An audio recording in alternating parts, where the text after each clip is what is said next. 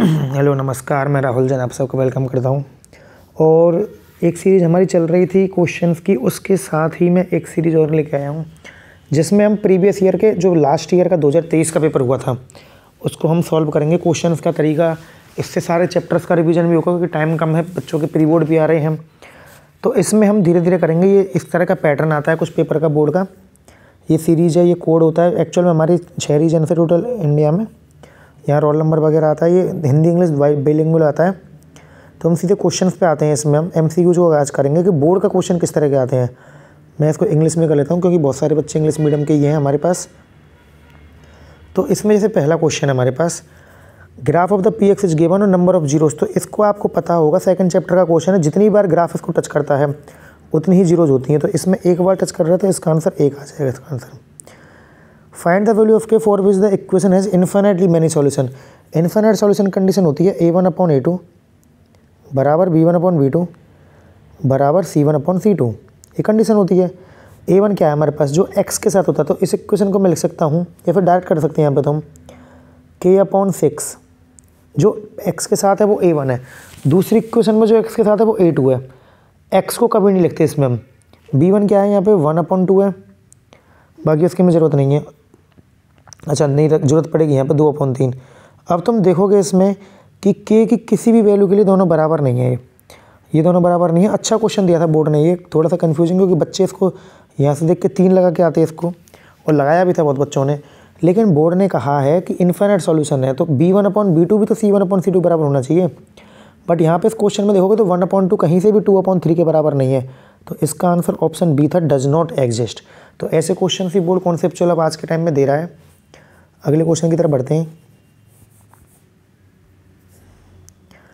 अच्छा, ये वाला क्वेश्चन एपी का बहुत अच्छा सा क्वेश्चन है। कैसे करते हैं इस क्वेश्चन को मैं बताता हूँ। अगर कोई भी 3 टर्म्स हमारी एपी में हो तो बीच वाले का डबल, जैसे 3 टर्म्स है हमारे पास ए बी और सी एपी में है, तो आप ध्यान रखना कि ट्वाइस ऑफ बी, बीच वाले का डबल फर्स्ट और थर्ड के सम के बराबर होता है।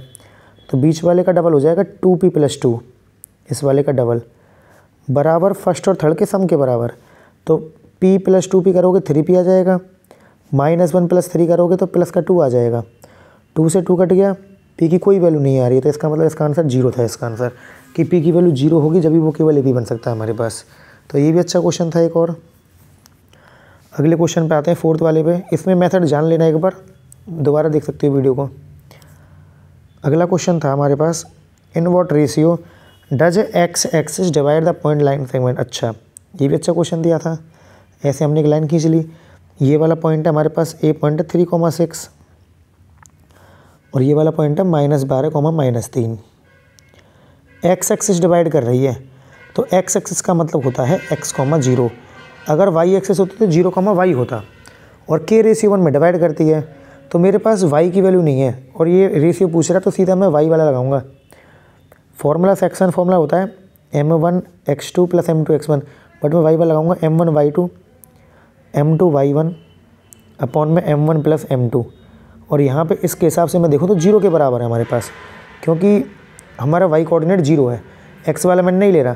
तो m1 और m2 रेशियो होते हैं तो k का मल्टीप्लाई तो होगा -3 के साथ, तो -3k आ जाएगा। और 1 का मल्टीप्लाई होगा 6 के साथ, +6 आ जाएगा अपॉन में k + 1 बराबर 0। इसको सॉल्व करोगे तो इसको मैं थोड़ा सा यहाँ पे कर रहा हूँ, ये हो जाएगा -3k + 6 बराबर 0। तो k की वैल्यू सीधी सीधी 2 आ रही है, क्योंकि भाई अगर मैं इसको आगे सॉल्व करूँ तो -3k बराबर -6 हो जाएगा और माइनस से माइनस कैंसिल, 3k की वैल्यू 6 आ गई तो k की वैल्यू 2 आ गई। तो इसका आंसर होगा 2:1। इसका आंसर 2:1 होगा। इसका आंसर बहुत आराम से आप इस आंसर को लगा सकते हैं। इसको आप ऐसा क्वेश्चन 1 नंबर में दिया है, बट आगे ज़्यादा बड़े में आने की उम्मीद है पूरी। आगे अगले क्वेश्चन तरफ आते हैं। पेज चेंज करना पड़ेगा हमें।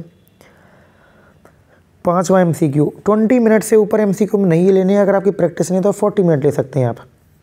इसमें देखिए कितना आसान क्वेश्चन है, आपको पता है। इसमें ABQ का एंगल पूछा है कि ये कंप्लीट जो एंगल है मेरे पास, ये कंप्लीट 90 होता है और ये वाले दोनों एंगल, ये x है तो मैं इसको हाईलाइट कर रहा हूँ थोड़ा सा, ये वाला एंगल भी x होगा। क्योंकि दोनों ये रेडियस है तो बराबर होते हैं। तो 180 में से तरीका बताता हूँ मैं इसका, 95 माइनस करेंगे हम, 85 बचेगा। अगर मैं 180 में से 95 माइनस करता हूँ तो 85 बचेगा हमारे पास। ये 85 को 2 पार्ट में डिवाइड करूँगा क्योंकि 2x की वैल्यू 85 आई है। भाई एंगल सम प्रॉपर्टी से इस ट्रायंगल में तीनों एंगलों का सम 180 है। तो 95 प्लस 2x बराबर 180 आ गया। तो 2x की वैल्यू 85 आ गई, तो x की वैल्यू आ गई 42.5।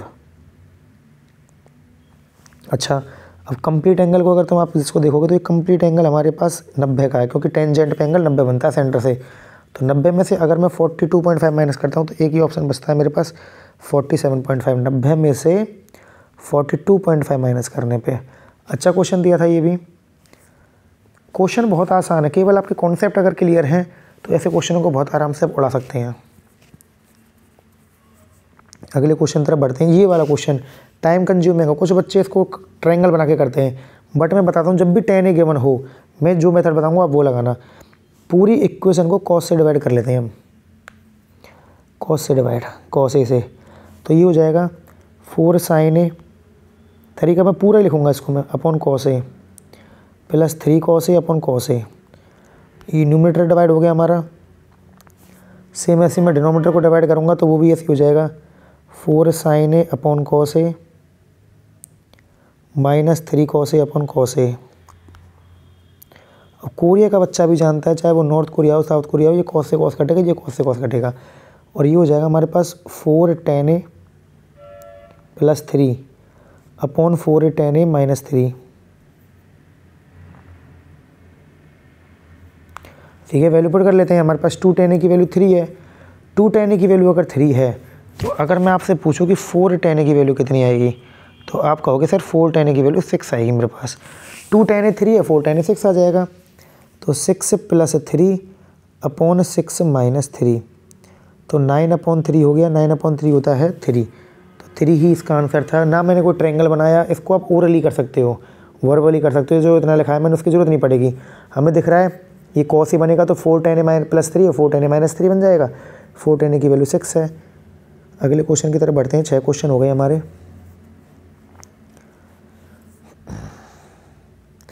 ये क्वेश्चन तो और भी आसान है। इसमें इसे पूछ रहा है हमसे कि 1 upon alpha plus 1 upon beta, LCM लूँगा तो अल्फ़ा बीटा आएगा, ऊपर अल्फ़ा प्लस बीटा आ जाएगा। अल्फ़ा प्लस बीटा कल की ही वीडियो में बताया मैंने, माइनस बी अपॉन ए के बराबर होता है, और ये सी अपॉन ए के बराबर होता है। ए से कट गया, माइनस बी अपॉन सी आया। माइनस बी का मतलब -1 है और सी का मतलब भी -1 है, तो -1 से -1 कटा तो आंसर इसका 1 आ गया। अच्छा क्वेश्चन था ये भी, आसान सा क्वेश्चन एक बहुत। एक्स स्क्वायर के साथ वाला ए होता है, एक्स के साथ वाला बी होता है। ये चीज़ें आपको पता होनी चाहिए। अगले क्वेश्चन तरफ बढ़ते हैं। Rational roots, rational roots irrational नहीं आने चाहिए, रेशनल का मतलब रियल रूट्स हैं यहाँ पे। तो B square minus 4ac greater than equal to 0 है। लीस्ट पॉजिटिव वैल्यू पूछी है तो लगा दो। बी कितना है, एक्स स्क्वायर के साथ वाला ए, एक्स के साथ वाला बी, तो के स्क्वायर हो जाएगा -4, ए की वैल्यू 2 है, सी की वैल्यू -4 है। इसको सॉल्व करोगे तो के स्क्वायर प्लस 16 हो जाएगा, 4 प्लस 32 हो जाएगा। तो अगर मैं यहाँ पे, अब ये कह रहा है यहाँ पे कि रेशनल रूट होने चाहिए। 4 चौक 16 दूनी 32, सही कराया ना हमने सारा कुछ? हाँ सही है। अब ये रेशनल रूट का मतलब क्या है, 0 से बड़ी हो या हो। तो अगर मैं यहाँ पे देखो, अगर मैं सबसे छोटी वैल्यू इन चारों में से कौन सी दिख रही है मुझे, क्योंकि सेटिस्फाई भी करना चाहिए। अगर मैं +-2 लेता हूँ तो भी कर रहा है, 2 लेता हूँ तो भी कर रहा है, √2 भी कर रहा है इसमें satisfy. Least positive value, negative तो लेंगे ही नहीं हम, तो नेगेटिव वैल्यू अगर मैं 2 लेता हूँ √2, तो √2 का स्क्वायर 2 + 32 ये भी सेटिस्फाई करेगा इसको। बी स्क्वायर -4ac के स्क्वायर -4 चौक 16 दूनी 32, ठीक है। इसका आंसर √2 आना चाहिए मेरे हिसाब से, तो क्योंकि पॉजिटिव वैल्यू लेनी है तो ये तो दोनों आएंगे ही नहीं, नेगेटिव भी इनके अंदर, रेशनल रूट के लिए आएगा हमारे पास आंसर। अगले कुछ अच्छा क्वेश्चन दिया था बोर्ड ने, सोचने पर मजबूर करने के लिए। इसमें तो सीधी वैल्यू पुट करनी है, ट्रिग्नोमेट्री। 3/4 tan 30 की वैल्यू 1/√3 होती है, तो 1/3 हो जाएगा स्क्वायर करके। sec 45 की वैल्यू होती है अंडर √2 होती है, तो 2 हो जाएगा। माइनस साइन 60√3/2 होती है तो ये 3/4 हो जाए प्लस, सॉरी ये 3/4 हो जाएगा। 3 से 3 कट गया, 1/4 प्लस 3/4, 4/4 हो गया, 1 हो गया, तो -2 + 1 बचा, और -2 + 1 सब जानते हैं कि -1 होता है। अगले क्वेश्चन तरफ बढ़ते हैं।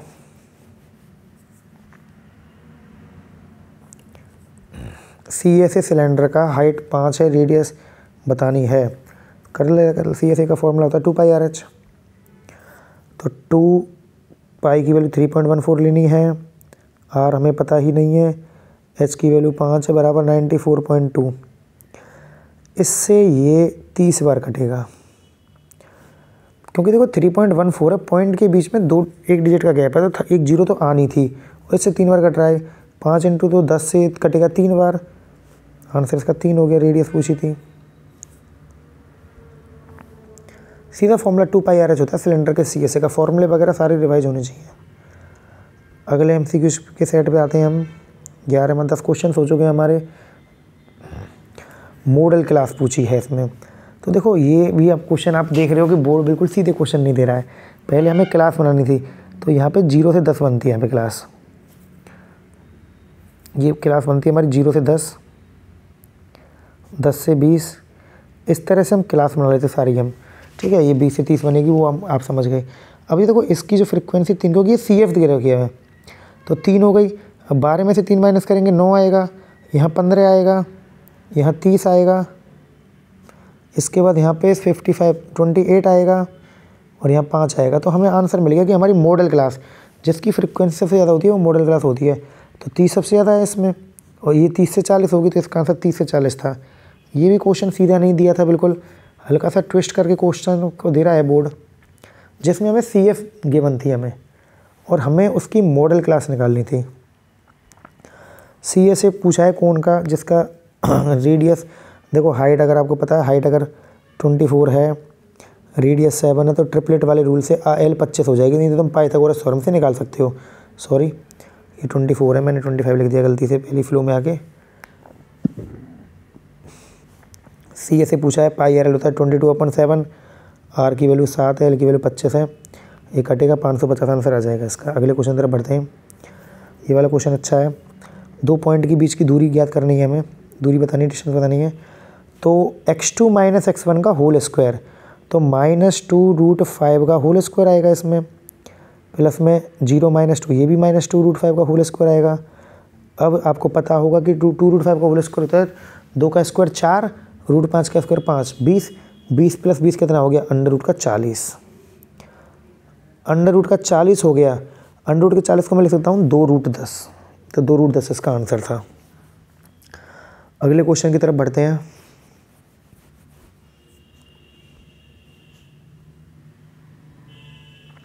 इनमें से क्वाड्रेटिक पॉलिनोमियल कौन सा है जिसकी 0 जी है? बहुत अच्छा क्वेश्चन दिया है ये, अलग तरह का क्वेश्चन है। अल्फ़ा प्लस बीटा तुम देखोगे इसमें 0 आ रहा है, दोनों को जोड़ोगे तो, और अल्फ़ा बीटा इसमें देखोगे तो तुम -4/9 आ रहा है। तो फॉर्मूला होता है कि x² - sum of zeros into x plus product of zeros.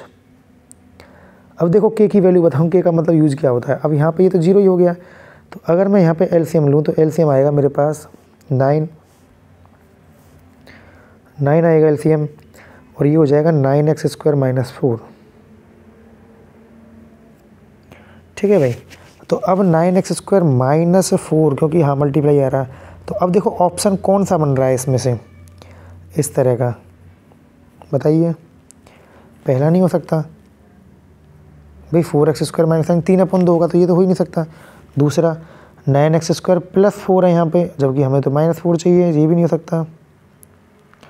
तीसरा भी नहीं हो सकता। अब देखो k की वैल्यू, ये ऑप्शन इसका, क्यों? क्योंकि इसको मैं लिख सकता हूँ k/9 9x² - 4, जहाँ पे k की वैल्यू 45 भी पॉसिबल है। अगर मैं k की वैल्यू को 45 रख लेता हूँ तो ये हमारे पास 5 आएगा काट के। इसीलिए मैं कहता हूँ बार बार पढ़ाते टाइम कि k लगाना बहुत ज़रूरी होता है, अदरवाइज इस क्वेश्चन में फंस जाते सारे बच्चे। अगले क्वेश्चन की तरफ बढ़ते हैं। इनमें से स्टैटिकल डाटा को इंक्रीज़ कर रहे हैं 3 से, तो मीन भी 3 से इंक्रीज़ होता है, सभी को जानना, सभी को पता होना चाहिए। कि मीन भी 3 से इंक्रीज कर जाएगा। प्रोबेबिलिटी किसी इवेंट की पी से डिनोट की है और ना होने की क्यू से की है, तो रिलेशन ये भी पता होगी। ये कुछ MCQ आंसर दिए हैं, आसान दिए हैं। P+Q1 होता है। स्टैटिक्स प्रोबेबिलिटी के MCQ थोड़े आसान दिए हैं। अगले MCQ की तरफ आते हैं। 17 एक लड़की ने कैलकुलेट की प्रोबेबिलिटी इसके जीतने की 0.08 है। तो प्रोबेबिलिटी का फॉर्मूला पता है आपको, favourable outcome upon total outcome. 6000 ticket खरीदी हैं बराबर 0.08। तो 0.08 को मैं लिख सकता हूँ 8/100। तो यहाँ 2 0 से 2 0 कट जाएंगी, तो 60 का मल्टीप्लाई होगा 480 आंसर आ जाएगा इसका, 480।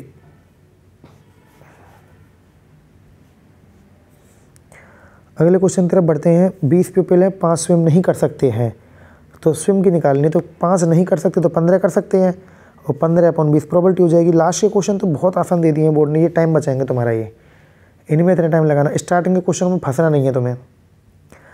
19वां question assertion reason. 0 intersection point है वाई एक्सिस का, मतलब 0,2 सेटिस्फाई करना चाहिए। बिल्कुल कर रहा है सेटिस्फाई, करके देख लो आप। एक्स की जगह 0, वाई की जगह 2 पुट करो, कर रहा है सेटिस्फाई। डिस्टेंस ठीक है बिल्कुल। 0,2 की डिस्टेंस एक्स एक्सिस कैसे निकालते हैं, देखो 0,2 वाई एक्सिस पे होगा हमारे पास। इसकी एक्स एक्सिस डिस्टेंस 2 यूनिट है, बिल्कुल ठीक है। असर्शन भी ठीक है, रीजन भी ठीक है, बट क्या लिंक है इनमें? अगर हम देखें तो इनमें कोई लिंक तो आ नहीं रही है भाई। ये अलग चीज़ है अपनी, वो अलग चीज़ है, तो इसका मतलब इसका ऑप्शन बी होना चाहिए इसका ऑप्शन, तो क्योंकि ये तो बात हो रही है इंटरसेक्शन पॉइंट की Y axis with the line, और यहाँ पर डिस्टेंस कह रहा है 0,2 से एक्सिस की। 20वां पेरीमीटर ABC का रेशनल नंबर है, और sum of square of 2 rational number is always rational. देखो ये 2 है, ये 3 है। पाइथागोरस थ्योरम से निकालोगे तो ये आएगा 2 का स्क्वायर 4 प्लस 3 का स्क्वायर 9 √13, जो कि इर्रेशनल है। तो इसका ऑप्शन ए ही गलत हो गया, तो ऑप्शन बी ठीक होगा।